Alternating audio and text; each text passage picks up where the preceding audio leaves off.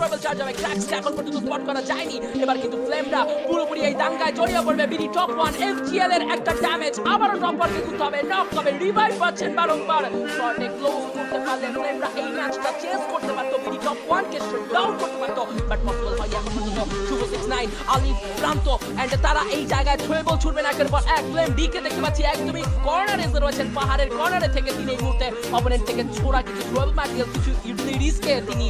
ignore করা try করছেন নিজেকে ডিফেন্স করা ট্রাই করছেন হোপ রয়েছে এবার হোপদের দিকে কিছু ড্যামেজ করা হচ্ছে নক হয়ে যাবে ক্র্যাক্স স্নাইপার শটে এই কিলটা যাবে তো যাবে কার কাছে লেটস সি ফ্লেমের একটা নক একটা প্লেয়ার নক হয়ে গেছে এবার মনস্টার ট্রাক নামিয়ে ফেলবে টিম বিডি টপ 1 শুভ 69 ফ্লেমের শটে ছিল ক্র্যাক্স ফিনিশ করা হবে জিএমএফদেরকে স্টিল 2v4 সিচুয়েশন ফ্লেমটা এবার শাট ডাউন হতে পারে একটা বিগ কামব্যাক বাংলাদেশ টপ 1 এর জন্য হ্যাশট্যাগ হবে কমেন্ট সেকশনে গাইস এবার কিন্তু ওবায়দুল ঢুকবে